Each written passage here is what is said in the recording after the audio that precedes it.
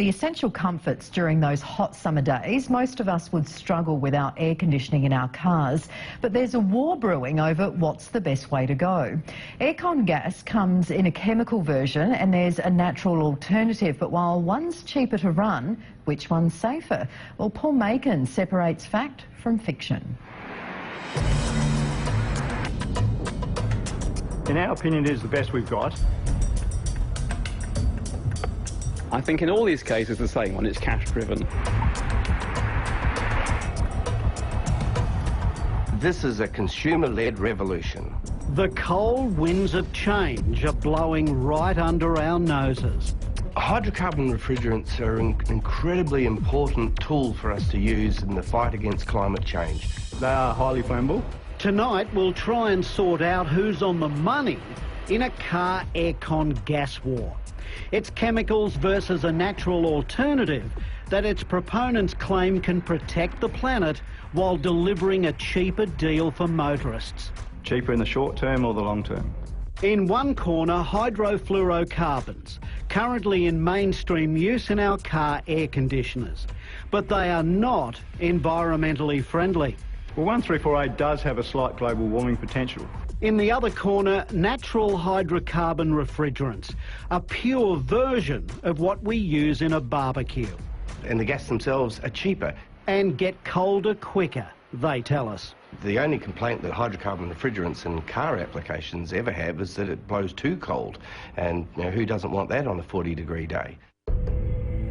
And they fit in with the flavour of the millennium. The single biggest thing that anybody can do to reduce their carbon footprint, other than avoiding flying to Europe for the holidays, is to change the gas in your car air conditioner from 1,3,4-A to a natural hydrocarbon refrigerant. Brent Hoare from the Green Cooling Association reckons every car in Australia would be using it if it wasn't for a scare campaign designed to protect a bottom line. Look, I have to say, even the leaders of the mainstream Australian conservation groups, who really ought to know better, have been deluded or tricked by the fluorocarbon industry campaigns to think that we had solved the refrigerant problem when we got rid of the CFCs. I'm not sure about the scare campaign he's talking about.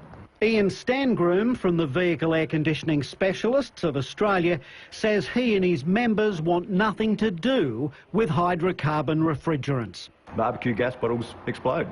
So there is not much difference between that gas and the hydrocarbon refrigerants. And he cites an experiment done with hydrocarbons more than a decade ago at the University of New South Wales, where lecturer Dr. Ian McLean-Cross released a significant amount of it into the interior of a car. OK, we'll have the ignition now. Not the smartest choice by the doc, who survived the explosion. Just. But it wouldn't happen in the real world, says the hydrocarbon lobby. You just simply can't get an adequate concentration of the gas inside a passenger cabin to be able to cause a flammable mixture. And it should be noted that not one motorist worldwide has been injured with hydrocarbons in their car air conditioners. I don't know of any consumer that's been hurt. And the tide seems to be turning down under, with people working in the aircon industry putting their faith in the natural hydrocarbons. Hydrocarbons have had a bad rap in the industry, but I'm quite happy to use them. Rowan Cox runs Southern Cross Mechanical Services and has adopted hydrocarbons for his commercial customers with stunning results. It's a quicker time on the pull-down temperature of a commercial van. If you have a quicker time pull down on your van, it means that you're going to save fuel because your compressor on your car's not running as much, so there's less load on your engine. Yeah, but a trucker who might be travelling across Australia, I don't think 15 minutes is really going to disturb him too much.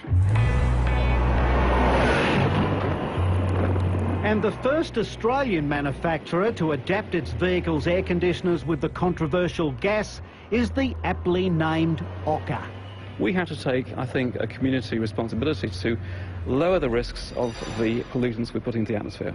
The compressor has to work a lot less hard with hydrocarbon than with CFC. As a result of that, we use less fuel, the customer pays less money at the pump.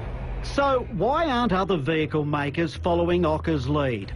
Andy Granger, their head of marketing and business development, reckons it's because conglomerates like DuPont, who make R134A, have a huge financial stake in keeping it in use as long as possible. If you've got a large assembly plant producing a chemical day and night, you want to sell it. And if another manufacturer comes along with a rival product, you'll go out of your way to find some urban myth to discredit it.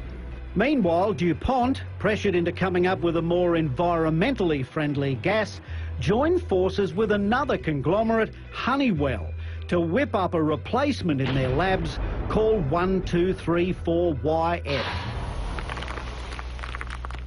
But it can burn. If it's suddenly okay by the fluorocarbon industry to use a flammable refrigerant, then we may as well use one that's very cheap, because this one, and works better, because this new gas will be very expensive. It has flammability. It will burn. It will not ignite. So the debate rages on. But even hydrocarbon's harshest critic concedes We may all well be using hydrocarbon refrigerants at some time in the future.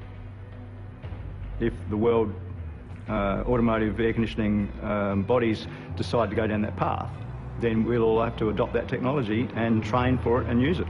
It's a David and Goliath struggle that's going on around the world at the moment to be able to determine the future refrigerant choices. Well, for details of where to find the relevant gas agents for both sides of that debate, go to our website, todaytonightadelaide.com.au. Now, it's a